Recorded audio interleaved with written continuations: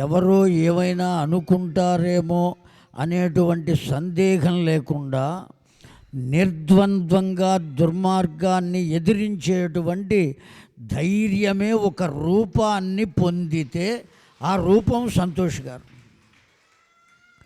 నిర్మోహమాటంగా చిన్నజీయర స్వామి వారిని కూడా ఓ ఇంటర్వ్యూ చేస్తూ ఓ భయంకరమైన ప్రశ్న వేశారు. ఆయన కాసేపు చిరునవ్వు నవ్వుకుని సమాధానం చెప్పడానికి తటపటాయించారు ఆయన కూడా. ఆ విధంగా మాట్లాడగలిగినటువంటి వారు, నిర్మోహమాటంగా అడగగలిగినటువంటి వారు, అటువంటి పెద్దలు వచ్చారు. వయస్సు చేత నాకన్నా చిన్నవారు, కానీ విద్య చేత పర్వతం అది. ఆ కారణం చేత వారిని అనుగ్రహ భాషణం చేయవలసిందిగా కోరుతున్నాం.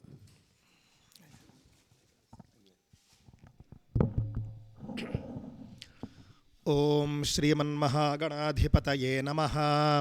శ్రీమహాసరస్వత్యై నమః. శ్రీగురుభ్యో నమః. హరి ఓం. శ్రీ భ్రమరాంబా సమేత మల్లికార్జున స్వామినే నమో నమః. వేదిక మీద ఆసీనులై ఉన్నటువంటి మహనీయులందరికీ కూడా పేరు పేరున నమస్కారాలు చేసుకుంటూ ఉన్నాను. ముఖ్యంగా మీ అందరికీ కూడా శ్రీమద్దేవి భాగవతం యొక్క ప్రవచనామృతాన్ని అందిస్తూ ఉన్నటువంటి బ్రహ్మశ్రీ బుర్రా భాస్కర్ శర్మ గారికి అనేక నమస్కారాలు తెలియజేసుకుంటూ, ఇంతసేపు ప్రసంగించి మనందరినీ కూడా అనుగ్రహించినటువంటి బ్రహ్మశ్రీ విష్ణుభట్ల లక్ష్మీనారాయణ సలక్షణ ఘనపాఠి గారికి అనేక నమస్కారాలు తెలియజేసుకుంటూ, అదేవిధంగా వారి పక్కనే ఉన్నటువంటి బ్రహ్మశ్రీ కృష్ణ గారు ఆగమ పండితులు, వారికి కూడా అనేక నమస్కారాలు తెలియజేసుకుంటూ, ఈ మొత్తం కార్యక్రమాన్ని నిర్వహిస్తూ మమ్మల్ని అందరినీ కూడా పిలిచి తీసుకుని వచ్చి ఆదరిస్తూ గొప్పగా చూసుకుంటూ ఉన్నటువంటి బ్రహ్మశ్రీ గోవిందవజ్జుల కామేశ్వర శర్మ గారికి కూడా అనేక నమస్కారాలు తెలియజేసుకుంటూ, సభా సరస్వతికి నమస్కరిస్తూ,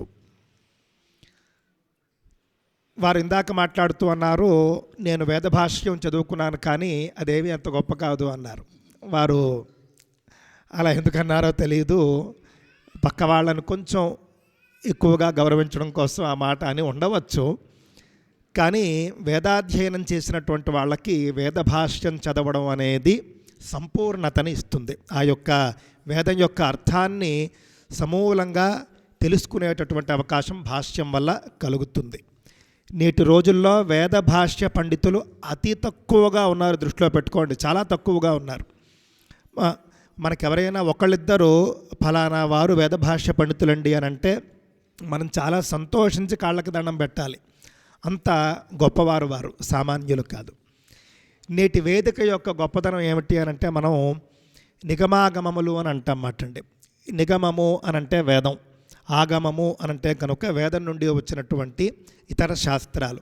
ఆ విధంగా నేటి వేదిక యందు నిగమ పండితులు, ఆగమ పండితులు, పురాణ పండితులు ముగ్గురి కలయిక నేటి వేదిక అని చెప్పేసి తెలియజేసుకుంటూ ఉన్నాను.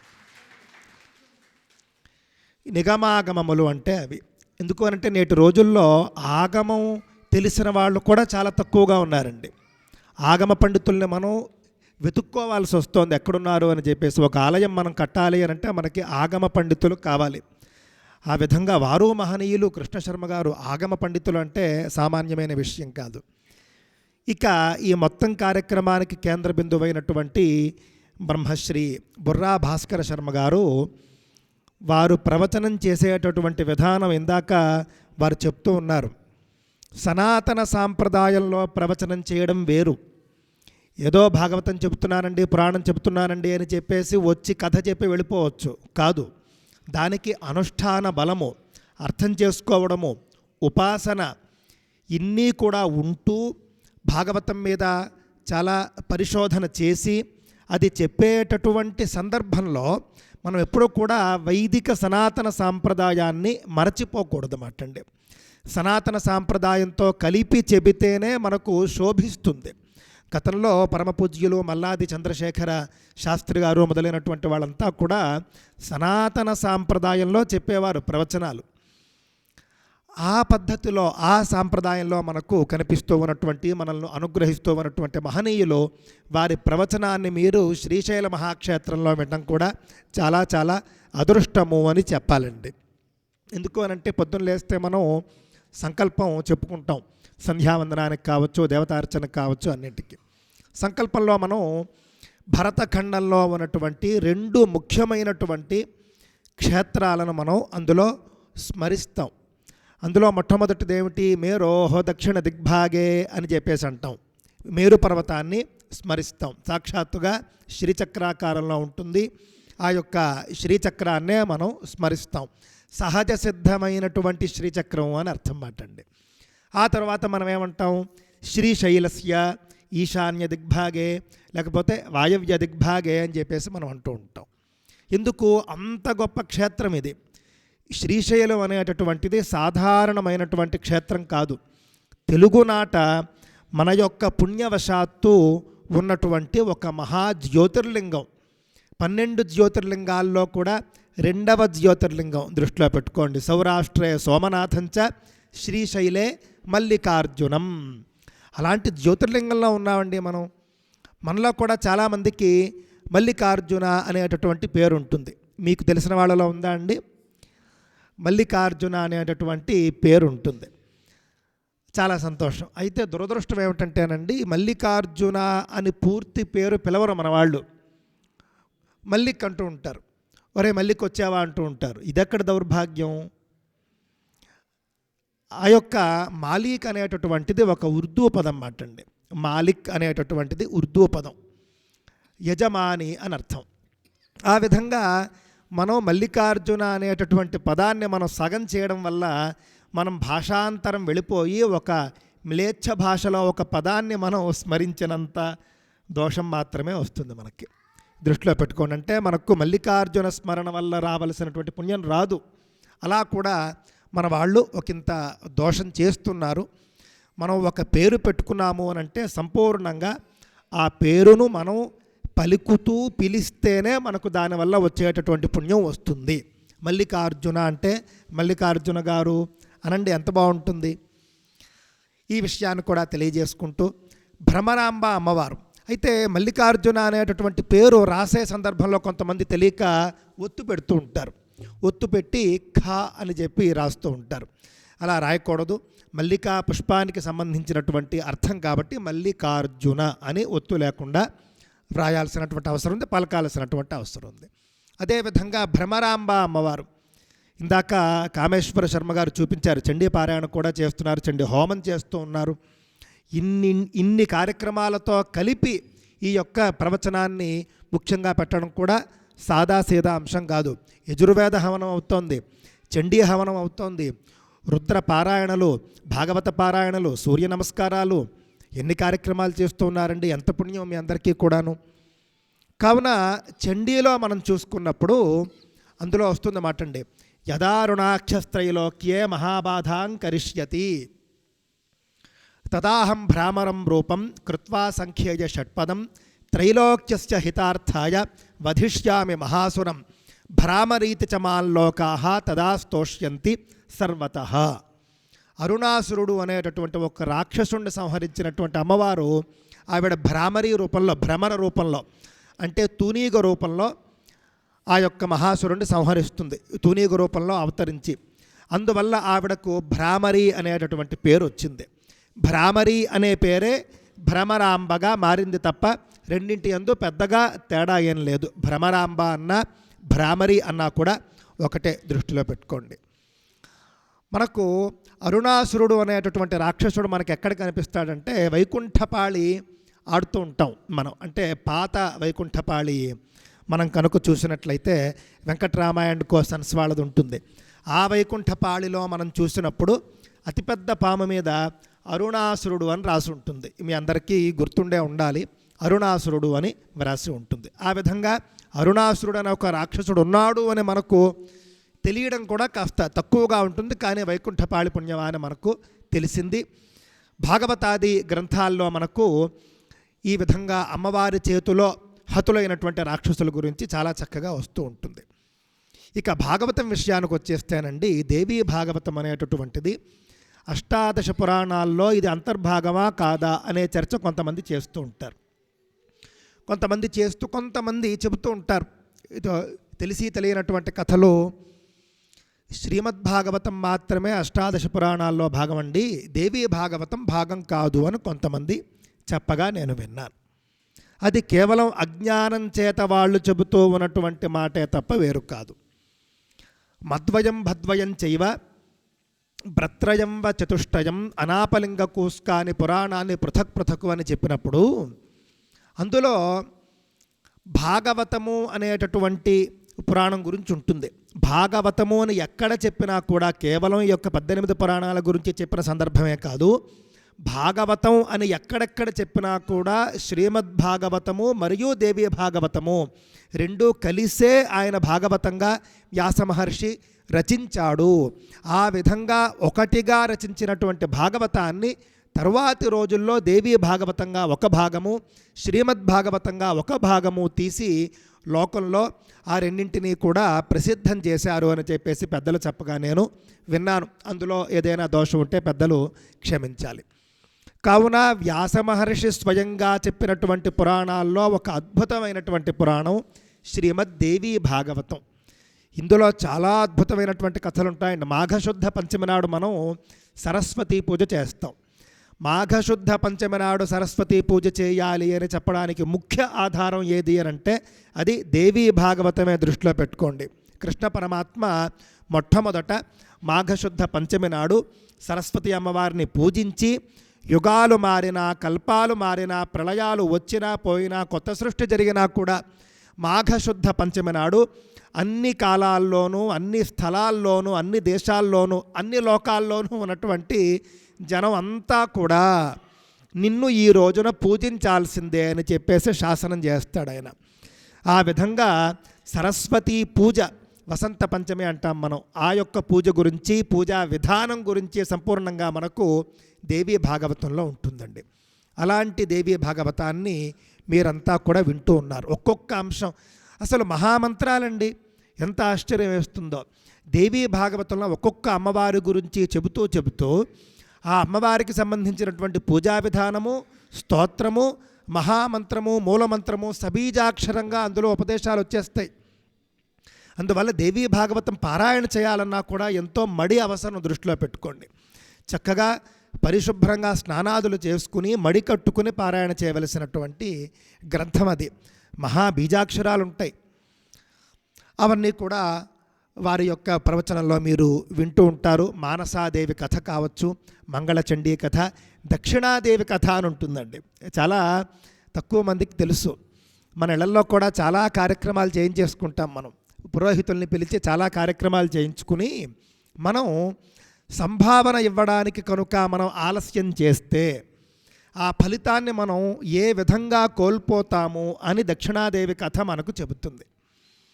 ఎప్పుడూ కూడా కార్యక్రమం పూర్తయిన వెంటనే మొట్టమొదట బ్రాహ్మణుడికి సంభావన ఇచ్చి పంపించేసేయాలి. దృష్టిలో పెట్టుకోండి. చాలా సందర్భాల్లో నేను చూశానండి. పాపం వస్తాడు పురోహితుడు, పెళ్లి చేయించేస్తాడు. పెళ్లి చేయించేసిన తర్వాత పంతులు గారు మీరు రేపు రండి, ఎల్లుండి రండి అన్నాం.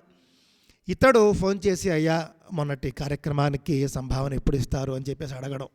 2-3 రోజుల తరబడి నిరీక్షింపజేసి ఆ తర్వాత కనుక సంభావన ఇస్తే కార్యక్రమం చేసుకున్న పుణ్యము లేదు, బ్రాహ్మణుడి చేత ఆ విధంగా అడిగించుకున్నటువంటి పాపం కూడా వస్తుంది. దృష్టిలో పెట్టుకోండి. అలాగా దక్షిణాదేవి కథ ఇప్పటిదాకా వచ్చిందో రావాలో మరి ఇక మీదట రాబోతూ ఉన్నది. దక్షిణాదేవి కథ కూడా స్పష్టంగా వినండి. ఖచ్చితంగా ఎవరూ కూడా మిస్ చేసుకోకండి. ఎందుకు అంటే కార్యక్రమం చేసుకుంటారు, డబ్బులు ఇస్తారు, ఇవ్వకపోరు కదా పాపం. ఇవాళ కాకపోతే మీరు రేపైనా ఇస్తారు, కానీ మీకు ఫలితం రావటం లేదు. అది గట్టిగా దృష్టిలో పెట్టుకోవాలి. కానీ అండి కెమెరా వాళ్ళకి మాత్రం వెంటనే ఇచ్చేస్తారండి. ఎందుకు ఇచ్చేస్తారంటే వాడు డబ్బులు ఇవ్వకపోతే వాడు ఫోటోలు ఇవ్వడు, ఆల్బమ్ ఇవ్వడు. రేపు బంధువులు వస్తే ఇదిగో అని చెప్పేసి చూపించుకోవడానికి మనకు ఆల్బమ్ ఉండదు. ఇవన్నీ కూడా దురదృష్టకరమైనటువంటి అంశాలే. ఇలాంటి మాటలు చెప్పడానికి నేను ఎప్పుడు కూడా మొహమాట పడను, మీ అందరికీ తెలుసు. ఇవన్నీ కూడా తమరంతా కూడా దృష్టిలో పెట్టుకుంటారు అని చెప్పేసి కోరుకుంటూ ఉన్నాను. సనాతన ధర్మం అనేటటువంటిది నిలబడడానికి, నిలబెట్టడానికి, హిందూ ధర్మ పరిరక్షణకు ఉన్నటువంటి అనేక మార్గాల్లో ప్రవచనాలు అనేటటువంటివి చాలా ముఖ్యమైనవి. ఏ విధంగా అనంటే కనుక చండీలోనే మనకు దుర్గా సప్తశతిలో మొట్టమొదటి అధ్యాయంలో కథ ఉంటుందండి. మధుకైటభులు అని ఇద్దరు రాక్షసులు ఉంటారు. ఆ ఇద్దరు రాక్షసుల్ని కూడా మహావిష్ణువు సంహరిస్తాడు, అమ్మవారి అనుగ్రహంతో సంహరిస్తాడు. ఈ మధుకైటభులు అనేటటువంటి రాక్షసులు ఎవరట? మహావిష్ణువు యోగ నిద్రలో ఉన్నప్పుడు ఆయన యొక్క నాభికమలంలో బ్రహ్మగారు ఆసీనులై ఉండగా మహావిష్ణువు యొక్క 2 చెవుల నుండి కూడా పుట్టినటువంటి వాళ్ళే మధుకైటభులు అనేటటువంటి ఇద్దరు రాక్షసులు. ఆ ఇద్దరు రాక్షసులు కూడా బ్రహ్మదేవుణ్ణి యుద్ధానికి రమ్మని కోరుతూ ఉంటారు. వాళ్ళు బ్రహ్మదేవుణ్ణి ఇబ్బంది పెడుతూ ఉంటారు, బ్రహ్మదేవుణ్ణి కొడుతూ ఉంటారు, రకరకాలుగా ఇబ్బంది పెడుతూ మాతో యుద్ధం చేయి, మాతో యుద్ధం చేయి అని చెప్పేసి పిలుస్తూ ఉంటారు. ఆయన భయపడతాడు. ఆయన భయపడి ఇదేమిట్రా నాయన, నేనేదో ఇక్కడ విష్ణు నాభికమలలో కూర్చొని తపస్సు చేసుకుంటూ ఉంటే, వేద పారాయణ చేసుకుంటూ ఉంటే యుద్ధానికి రా అని చెప్పి పిలుస్తారేమిటి వీళ్ళు? అంటే బ్రహ్మగారు యుద్ధం చేయలేక కాదు, ఆ పని ఆయనది కాదు, ఎవరు చేసే పని వాళ్ళు చేస్తారు. బ్రహ్మగారు సృష్టి చేయడం ఆయన పని, అదేవిధంగా వేద రాశిని సంరక్షించడం ఆయన పని. వేదరాశిని సంరక్షించడం అంటే ఎలా సంరక్షించాలి? నిరంతరము కూడా పఠిస్తూనే వాటిని ఆమ్నాయంతో వాటిని సంరక్షించాలి తప్ప పుస్తకాలు అచ్చు వేస్తే వేద పరిరక్షణ కాదు. వేదాన్ని అధ్యయనం చేసిన దాన్ని కంఠస్థంగా ఎల్లప్పుడూ ఉంచుకుంటూ అధ్యయనం చేసినటువంటి అలాంటి వేద పండితుల్ని రక్షించడమే వేద పరిరక్షణ. కావున బ్రహ్మగారు ఆమ్నాయం చేసుకుంటూ వేద పరిరక్షణ చేసే పనిలో ఉంటాడు. ఆయన నన్ను యుద్ధానికి పిలుస్తాడేమిటి అని చెప్పేసి ఆయన కొంచెం కంగారు పడి మహావిష్ణువుని ప్రార్థిస్తూ ఉండగా, మహావిష్ణువుని ఎంత ప్రార్థించినా కూడా ఆయన లేవడు. ఎందుకు అనంటే మామూలుగా నిద్రపోయేటటువంటి వాళ్ళని తొందరగా లేపవచ్చు, కానీ ఆయనది సాధారణమైనటువంటి నిద్ర కాదు, యోగ నిద్ర. అలాంటి యోగ నిద్ర నుండి మహావిష్ణువుని లేపడం అని అంటే సామాన్యమైనటువంటి విషయమా? అందుకని మహావిష్ణువుని ఎంత లేపినా కూడా ఆయన లేపకపోయేసరికి బ్రహ్మగారు కాబట్టి ఆయనకి తెలుసు కాబట్టి ఆయన ఒక్కసారి మళ్ళీ దివ్య దృష్టితో ఆలోచించి, నేను లేపవలసింది, ప్రార్థించవలసింది మహావిష్ణువుని కాదు, మహావిష్ణువుని ఆవరించి ఉన్నటువంటి యోగమాయాశక్తిని నేను ప్రార్థించాలి అని చెప్పేసి ఆయన అద్భుతమైనటువంటి ఒక రాత్రి సూక్తము అని ఉంటుంది. పౌరాణికోక్తం రాత్రి సూక్తం అంటారు. విశ్వేశ్వరీం జగద్ధాత్రీం స్థితి సంహారకారిణీం నిద్రాం భగవతీం విష్ణో అతులాం తేజసః ప్రభు అని మొత్తం రాత్రి సూక్తం వస్తుంది. చాలా విశేషం అండి. ఆ సూక్తాన్ని ఆయన పారాయణ చేసిన తర్వాత అమ్మవారు మహావిష్ణువుని ఆవరించి ఉన్నది కాబట్టి బయటకు వస్తుంది. అప్పుడు మహావిష్ణువు నిద్రలేస్తాడు. లేచిన తర్వాత సమస్య ఏమిటో తెలుసుకుంటాడు. మధుకైటభులు అనేటటువంటి ఇద్దరు రాక్షసుల్ని ఆయన సంహరిస్తాడు. ఈ కథ నేను ఎందుకు చెప్పాను అని అంటేనండి, ఆ మధుకైటభులు అనేటటువంటి ఇద్దరు రాక్షసులు మహావిష్ణువు యొక్క చెవుల నుండి పుట్టారన్నమాట అండి. ఆ రాక్షసుల్ని అమ్మవారి యొక్క అనుగ్రహంతో మహావిష్ణువు సంహరించాడు. ఇక్కడ చెవుల్లో నుండి రాక్షసులు పుట్టడం ఏమిటండి, చెవుల్లో ఉన్నటువంటి వ్యర్థాల నుండి రాక్షసులు పుట్టడం ఏమిటండి అని అంటే, మనం చెడ్డ మాటలు చెడ్డ కథలు వింటే కనుక మన శరీరం నుండి అదే విధంగా రాక్షసులు పుడుతూ ఉంటారు. మనం చెడ్డ మాటలు విన్నా, చెడ్డ కథలు విన్నా, చెడ్డ విషయాలు విన్నా కూడా ఆ పాపాన్ని మనం పోగొట్టుకోవాలి అని అంటే కనుక అమ్మవారి కాళ్ళు పట్టుకోవాలి, అమ్మవారి కథలు వినాలి అని చెప్పేసి మనకిక్కడ సందేశం మనకు అక్కడ అంతర్లీనంగా కనిపిస్తూ ఉన్నది. కావున మనం ఈ యొక్క పురాణాదుల్ని వినడం ద్వారా మనకు పుణ్యం రావడం ఎలా వస్తుంది అని అంటే, మనం చెడ్డ కథలు చెడ్డ మాటలు చెడ్డ విషయాలు వినగా మనకు వచ్చినటువంటి పాపం ఉంటుంది చూసారా, ఆ పాపమంతా కూడా పోవాలి అని అంటే ఇలాంటి మంచి విషయాలు మనం ఎల్లప్పుడూ శతధా వింటూ ఉండాలి, సహస్రధా వింటూ ఉండాలి. మనకెవరైనా ఒకరు పురాణికులు వచ్చి మనకు కథ చెబుతూ ఉన్నారు అని అంటే కనుక వారి జీవిక కోసం కాదు, దృష్టిలో పెట్టుకోండి. భగవంతుణ్ణి పట్టుకున్నటువంటి వాళ్లకు జీవిక ఎలాగైనా జరుగుతూ ఉంటుంది. మనల్ని ఉద్ధరించడానికి భగవంతుడు ఆ రూపంలో వస్తూ ఉంటాడు. అది మన యొక్క అదృష్టం మాత్రమే. ఎంతో సద్వినియోగం చేసుకుంటూ ఉన్నారు. మీరంతా కూడా మహనీయులే. ఎందుకు అనంటే చెప్పేవాళ్ళు ఉన్నా విన్నవాళ్ళు కూడా ఉండాలి కదా. వినేవాళ్ళు లేనప్పుడు చెప్పడానికి ఎవరు వస్తారు అంటే బయటకు వచ్చి చెప్పరు, వాళ్ళు లోపల కూర్చొని పారాయణ చేసుకుంటూ ఉంటారు. ఈ విధంగా బయటకు వచ్చి ప్రవచనాలు చెప్పాలి అని అంటే వినేవాళ్ళు ఉండాలి, వినేవాళ్ళు పెరగాలి, వినేవాళ్ళు ఉత్సాహంగా ఉండాలి, దృష్టిలో పెట్టుకోండి. ఇతర మతాలకు సంబంధించి మనం చూసుకున్నప్పుడు అండి సువార్త సభలని లేకపోతే ఇతర సభలని తెగపెట్టేస్తూ ఉంటారు. వేలాది మంది జనం వచ్చేస్తుంటారు, ఎక్కడి నుంచి వచ్చేస్తారో తెలియదు. రాజకీయ సభల్లాగా అన్నీ కూడా ప్రొవైడ్ చేసి పిలుస్తారేమో, నేనైతే అదే విన్నాను. ఆ విధంగా వచ్చేస్తూ ఉంటారు. మన ప్రవచనాలకు కూడా ఆ విధంగా జన బలాన్ని మనం చూపిస్తూ ఉండాలి. ఎంతో కష్టపడి చేస్తూ ఉన్నారు. శుకస్థలి మొదలైనటువంటి చోట్ల కూడా చాలా చాలా ప్రవచనాలు చేయిస్తూ ఉన్నారు. వారికి ఏం అవసరం అండి? వారు కామేశ్వర శర్మ గారు కూడా మనలాంటి వాళ్ళను ఉద్ధరించడం కోసమే ఇలాంటి కార్యక్రమాలు ఏర్పాటు చేస్తూ ఉన్నారు. నేను చివరగా ఒక 4 మాటలు నేను చెప్పి ఇప్పుడు ముగించే ప్రయత్నం చేస్తాను. ఈ యొక్క ఉపన్యాసాలు విని వెళ్ళిపోవడం కాదు. ఉపన్యాసాల్లో మనం విన్నటువంటి అంశాలు ఆచరించే ప్రయత్నం చేయాలి. ముఖ్యంగా మన పిల్లలకు, మన తరువాతి తరాలకు ఈ యొక్క సనాతన ధర్మ నిష్టను మనం తీసుకుని వెళ్ళాలి, దృష్టిలో పెట్టుకోండి. మనం చూసుకుంటేనండి బ్రాహ్మణ ఇళ్లలో చాలా మటుకు కూడా ఆచారం ఉంటుంది. ఎందుకు అని అంటే సనాతన ధర్మాన్ని ఆచరిస్తూ కాపాడుతూ వస్తూ ఉన్నటువంటి వాళ్ళలో ముఖ్యులు ఎవరు అని అంటే కనుక బ్రాహ్మణులు. బ్రాహ్మణ జాతి గొప్పదనం అంతా ఇంత కాదు. బ్రాహ్మణులు ఏం చేశారండి అని అంటే కనుక బ్రాహ్మణులు ఉండబట్టే సనాతన ధర్మం నేటికి కూడా ఈ యొక్క విశ్వంలో బ్రతికి ఉంది అనే విషయాన్ని మనం గట్టిగా దృష్టిలో పెట్టుకోవాలి. విదేశాల నుండి వచ్చినటువంటి మ్లేచ్చులు, పాషండులు ఎవరు వచ్చినప్పటికీ కూడా మొట్టమొదట హిందూ ధర్మాన్ని నాశనం చేయాలి అని వాళ్ళు అనుకుని వాళ్ళ మతాలను ఇక్కడ వ్యాప్తి చేయాలి అని చెప్పేసి వాళ్ళు దానికి సంబంధించిన కార్యాచరణ చేస్తూ ఉన్నప్పుడు మొట్టమొదటగా వాళ్ళు బ్రాహ్మణులనే టార్గెట్ చేస్తూ వచ్చారు. బ్రాహ్మణుల మీదే దాడి చేస్తూ వచ్చేవారు. ఏదో రకంగా బ్రాహ్మణులు ఇబ్బంది పెట్టడం, కొన్ని లక్షల మంది బ్రాహ్మణుల్ని చంపినటువంటి చరిత్ర కూడా ఉన్నది. మీలో ఎంతమందికి తెలుసో నాకైతే తెలియదు. గోవా ఇంక్విజిషన్ అని చెప్పేసి ఒక పుస్తకం ఉందండి. గోవా ఇంక్విజిషన్ అనేటటువంటిది ఒక పుస్తకం మాత్రమే కాదు, ఒక ఘోరమైనటువంటి దారుణమైనటువంటి చరిత్రది.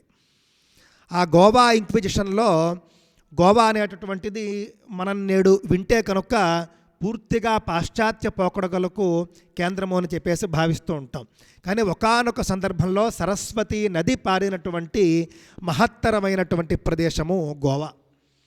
గోవాలో గౌడ సారస్వత బ్రాహ్మణులు అని చెప్పేసి మహనీయులైనటువంటి బ్రాహ్మణులు ఉన్నటువంటి ప్రదేశం అది. ఇప్పటికీ ఉన్నారు, చాలా తక్కువగా ఉన్నారు. అలాంటి గౌడ సారస్వత బ్రాహ్మణులను 5 లక్షల మంది బ్రాహ్మణులను గోవాలో ఈ మ్లేచ్చులు చంపారండి, ఈ క్రైస్తవులు చంపారు. దృష్టిలో పెట్టుకోండి. జరిగినటువంటి చరిత్రను ఎవరూ మర్చిపోకూడదు. ఇలా జరిగింది అని చెప్పుకుంటే పోయేదేం లేదు. దాదాపుగా ఒక 2-3 కిలోమీటర్ల దూరం నుండి చూస్తూ ఉన్నా కూడా ఒక గుట్ట, యజ్ఞోపవీతాల గుట్ట, కాలుతో ఉన్నటువంటి గుట్ట కనిపించేంత బ్రాహ్మణుల్ని చంపారు అక్కడ. ఎంత దారుణమైనటువంటి విషయం. మన పిల్లలకు మనం ఇవన్నీ చెబుతూ ఉన్నామా? అసలు తెలుసా వాళ్ళకి? మన ధర్మాన్ని పరిరక్షించడం కోసం మన పూర్వీకులైనటువంటి మహనీయులైనటువంటి బ్రాహ్మణులు పెద్దవాళ్ళు ఎంత కష్టపడ్డారు. ఇస్లామిక్ రూల్ కావచ్చు, క్రైస్తవ రూల్ కావచ్చు, ఆ రోజుల్లో మన వాళ్ళు ఎంత కష్టపడకపోతే, ఎంత త్యాగం చేయకపోతే నేడు సనాతన ధర్మం కావచ్చు, మనం కావచ్చు, ఇంకా మన నేటికి ఇంకా హిందువులమి అని చెప్పుకుంటూ ఉన్నామన్నా, నేటికి మనం ఇంకా కూడా బ్రాహ్మణులము అని చెప్పేసి మనం కొనసాగుతూ ఉన్నాము అని అంటే మన పూర్వీకులు చేసినటువంటి మహోన్నతమైనటువంటి త్యాగాలు తప్ప వేరు కాదు. వారికి మనం ఎన్ని ధన్యవాదాలు చెప్పుకున్నా కూడా తక్కువే. వారే కనుక నాటి రోజుల్లో భయపడిపోయి వాళ్ళు కనుక ధర్మాన్ని వదిలిపెట్టేసి ఉంటే నేడు మనం ఎవ్వరూ కూడా బ్రాహ్మణులం కాదు. దృష్టిలో పెట్టుకోండి. చిట్ట చివరగా నేను ఒక్క మాట చెప్పి నేను ముగించే ప్రయత్నం చేస్తాను. మన తరువాతి తరాలకు, మన ఇంట్లో ఉన్నటువంటి పెద్దవాళ్లకు, మన ఇంట్లో ఉన్నటువంటి చిన్నవాళ్లకు మనం ఎన్ని విషయాలు చెప్పాలి అని అంటేనండి, పూర్వపు రోజుల్లో మొఘలు సామ్రాజ్యం ఉన్నప్పుడు మొఘలు సామ్రాజ్యపు కాలంలో ట్యాక్స్ ఉండేది, రకరకాల ట్యాక్సులు ఉండేవి. ఆ రకరకాల ట్యాక్సుల్లోనండి వాళ్ళు ఒక ప్రత్యేకమైనటువంటి జిజియా ట్యాక్స్ అని ఒకటి ఉండేదండి. ఈ జిజియా ట్యాక్స్ ఏమిటంటే మొఘలులు పరిపాలించేటటువంటి ఆ యొక్క స్థలంలో ఎక్కడైనా సరే ముస్లిమేతరులు ఉంటే కనుక వాళ్ళు ప్రత్యేకమైనటువంటి పన్ను కట్టాలి. ఎందుకు కట్టాలట? మేము పరిపాలిస్తూ ఉన్నటువంటి రాజ్యంలో ఇస్లాం మతం కాకుండా మీరు వేరే మతాన్ని ఆచరిస్తూ ఉన్నారు కాబట్టి పన్ను కట్టండి అని చెప్పేసి. ఈ జిజియా పన్ను అనేటటువంటి పన్ను మన పూర్వీకులు కట్టారు కాబట్టే మనం ఇంకా నేడు హిందువులుగా ఉన్నాం, దృష్టిలో పెట్టుకోండి. ఆ పన్ను కట్టడం ఏమైనా సామాన్యంగా కట్టడమా? దాందే ఉందిలే, బాగా డబ్బున్న వాళ్ళు ఇచ్చేస్తారు, ఇచ్చేస్తే పన్ను అయిపోయింది కదా, కాదట. కుటుంబ యజమాని ఎవరైతే ఉంటారో అతడే వెళ్ళి ఈ పన్ను కట్టేసి రావాలి ఆ యొక్క ట్యాక్స్ ఆఫీసులో. అంటే ట్యాక్స్ కలెక్టర్లను ఉండేవారు, ఆ కలెక్టర్లు కూడా ముస్లింలే ఉండేవారు. ఆ ముస్లిం వద్దకు వెళ్ళి కుటుంబ యజమాని వెళ్ళి ఆ పన్ను కట్టి రావాలి. కుటుంబ యజమానులు అనంటే మన వాళ్ళలో ఎక్కువ మంది ఎవరు ఉండేవారు? వేద పండితులు, వేదశాస్త్ర పండితులు, వారి వంటి వీరి వంటి మహనీయులు, వేద భాష్య పండితులు, సలక్షణ ఘనపాఠీలు, అష్టాదశ పురాణాల్లోని కూడా అద్భుతమైనటువంటి ప్రతిభ ఉన్నవాళ్ళు, అలాంటి వాళ్ళు ఉండేవారు. అలాంటి వాళ్ళు పన్ను కట్టడానికి వెళ్ళేవారు అన్నమాట అండి. ఇంకా అయిపోలేదు. అలాంటి వాళ్ళు పన్ను కట్టడానికి వెళ్ళినప్పుడు పన్ను కట్టేటటువంటి విధానం ఎలా ఉండేది అనంటే కనుక, నేను పన్ను కట్టడానికి వెళితే ఆ డబ్బును నేను చేత్తో ఇలా పట్టుకోవాలి. ఇలా పట్టుకుంటే వాడు పైనుండి తీసుకుంటాడు. నువ్వు వెధవ కాఫీరువు, నువ్వు ఇచ్చేదేమిటి, నేను తీసుకునేదేమిటి అనేటటువంటిది వాళ్ళ అహంకారం. సరే, అంతవరకు కూడా బాగానే ఉంది. మన వాళ్ళు దాన్ని భరించేవాళ్ళు. దాన్ని భరించి మన వాళ్ళు పన్ను ఇచ్చేటటువంటి సందర్భం కూడా అయిపోయిందండి. చిట్ట చివరి దారుణం ఏమిటంటేనండి, ఆ కట్టించుకునేటటువంటి ట్యాక్స్ కలెక్టర్లకి ఏదో పేరు ఉంటుంది, నాకు గుర్తు రావట్లేదు. వాడు ఏం చేసేవాడంటే, ఇలాగా లైన్లో చాలామంది వచ్చి పన్ను కడుతూ ఉంటారు. కడుతూ ఉన్నటువంటి సందర్భంలో వాడు నోట్లో అండి ఏదో తింటూ ఉంటాడు.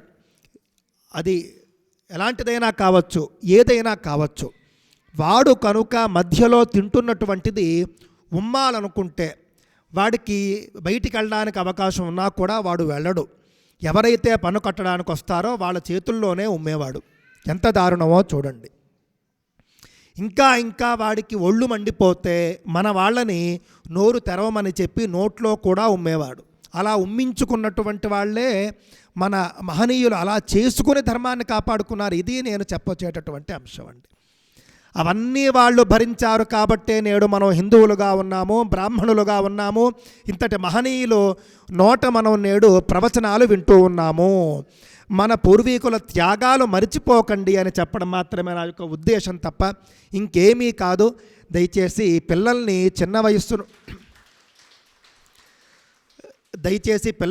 చిన్న వయస్సు నుండి కూడా చదువు, ఉద్యోగము అని చెప్పేసి ఎంత పోరుతూ ఉంటారో అంతే విధంగా ధర్మము అని చెప్పేసి కూడా పోరాలి అని చెప్పేసి తెలియజేసుకుంటూ ఉన్నాను. నువ్వు చదువుకుంటే చాలు, పెద్ద చదువులైతే చాలు, ఉద్యోగం వస్తే చాలు, ప్యాకేజీ వస్తే చాలు అని చెప్పేసి దయచేసి ఊరుకోకండి. వాటన్నింటికంటే కూడా మిన్నగా నువ్వు ధర్మం గురించి ఆలోచించాలి, ధర్మాచరణ చేయాలి, ధర్మ పరిరక్షణకు నువ్వు కూడా ఒక చేయి వేయాలి అనే అంశాన్ని చిన్నప్పటి నుండి చెబుతూ మీ పిల్లల్ని పెంచండి అని చెప్పేసి నేను ఈ సందర్భంలో సవినయంగా తెలియజేసుకుంటూ ఉన్నాను. ఇతర మతాల్లో మనం చూసుకుంటే కనుక చిన్న వయస్సు నుండి 6 ఏళ్ల వయస్సు ఉన్నటువంటి ముస్లిం కూడా టోపీ పెట్టుకుని ఆ యొక్క మసీదుకి వెళతాడు. చిన్న వయస్సు నుండి కూడా నూరిపోస్తారు. అదేవిధంగా మన ఇళ్లలో కూడా మన పిల్లలకు గట్టిగా నూరిపోయాలి ధర్మం గురించి అని చెప్పేసి తెలియజేసుకుంటూ, నేను మాట్లాడినటువంటి మాటల్లో ఏమైనా దోషాలుంటే పెద్దలందరూ కూడా క్షమించాలి అని చెప్పేసి కూడా సవినయంగా మనవి చేసుకుంటూ, ఇక్కడ శ్రీశైల మహాక్షేత్రంలో 4 మాటలు చెప్పేటటువంటి అవకాశాన్ని నాకు ఇచ్చినటువంటి శ్రీమాన్ కామేశ్వర శర్మ గారికి కావచ్చు, ప్రవచనకర్త మహానుభావులు అయినటువంటి శ్రీమాన్ బుర్రా భాస్కర శర్మ గారికి కావచ్చు, అదేవిధంగా మహనీయులు వేదభాష్య పండితులు అయినటువంటి శ్రీమాన్ విష్ణుభట్ల లక్ష్మీనారాయణ ఘనపాఠి గారికి, అదేవిధంగా బ్రహ్మశ్రీ ఆగమ పండితులు కృష్ణ శర్మ గారికి కూడా నేను అనేక ధన్యవాదాలు తెలియజేసుకుంటూ స్వస్తి.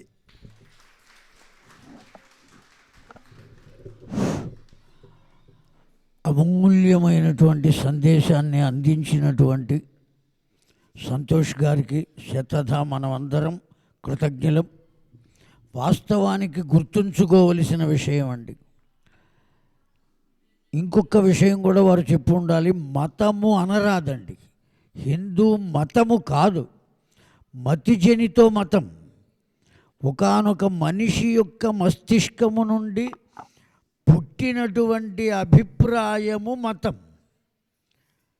ఇది హిందూ ధర్మం, వైదికమైనటువంటి సనాతన ధర్మం అని పూర్వం ఉండేది.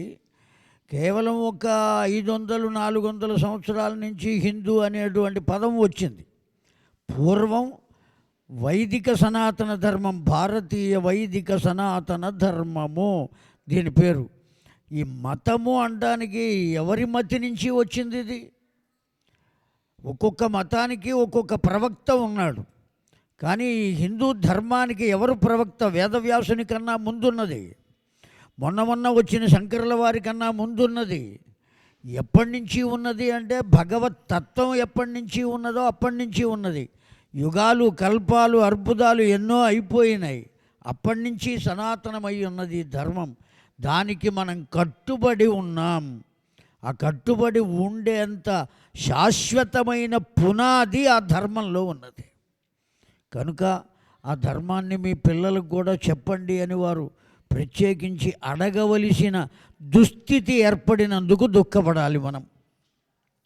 కారణం ఏమంటే సహజంగానే వాళ్ళకి రావాలండి. ఆ ఇంట ఉన్నటువంటి సంస్కారం సహజంగానే వాళ్ళకు రావాలి. కానీ ఇవాళ రోజున ఉపనయనం అయినప్పటికీ వాడు ఆ ఉపనయనము అయినటువంటి వాడు ఏ విధమైన ఆహార్య ధారణ చేస్తాడో ఆ విధంగా లేకుండా 90 ఏళ్ళు వాడు కూడా షార్ట్ వేసుకు తిరుగుతున్నాడు ఇవాళ రోజున. ఎంత విచిత్రంగా ఉంటుంది అంటే ఎక్కడి నుంచి వచ్చింది ఈ సంస్కృతి? ఆ హైదరాబాదులో పురాణం ఉంటే మా ఊరి నుంచి వెళ్ళేవాడిని నేను. తెల్లారేటప్పటికి అక్కడ దిగితే వాళ్ళు కారు తీసుకొచ్చేవాళ్ళ, వీధి వెంట వెడుతుంటే గొప్ప గొప్ప వాళ్ళు, ఎంత వయస్సు ఉన్న వాళ్ళు కూడా ఓ షార్ట్ వేసుకోవటం, ఆ నోట్లో బ్రష్, చేతిలో కుక్క గొలుసు. ఇది దృశ్యం. ఆ షార్ట్కి 2 తాళ్ళు ముందు వేళ్లాడుతూ ఉంటాయి రాక్షసులకు. మళ్ళీ ఈ వింత దృశ్యాలు, చూడకూడని దృశ్యాలండి. కనుక మన సంస్కృతిని మనం అందించాలి అని వారు సందేశం ఇచ్చారు. వారికి కృతజ్ఞతలు తెలియజేస్తూ, ఆగమశాస్త్రం చాలా చాలా గొప్పది.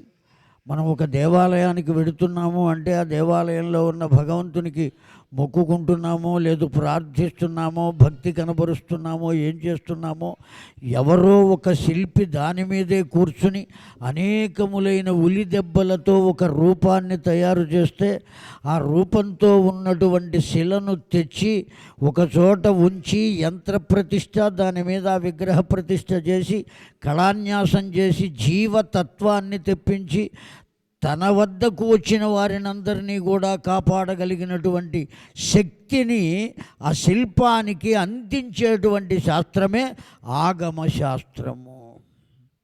ఆ శక్తి ఆ శిల్పానికి రాకపోతే కాపాడడం అనేది ఉండదు. మనకు భక్తి లేదు, దేవాలయాలు లేవు, ఏమీ లేవు. చిన్న భిన్నం అయిపోతుంది మన జీవితం అంతా.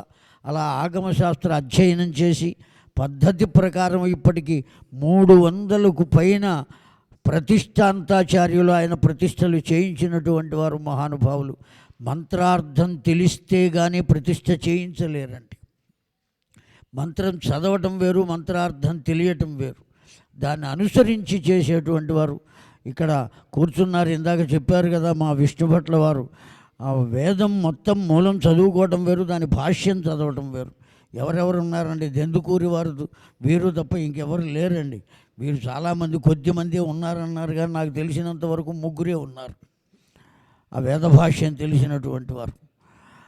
కనుక అటువంటి ఆ మంత్రభాష్యం తెలుసుకుని ఆ ప్రతిష్ఠ చేస్తూ దాన్ని ఒక ఉపాసనగా చేస్తున్నటువంటి కృష్ణశర్మ గారు నిన్ననే వచ్చారు ఇక్కడికి. వారు కూడా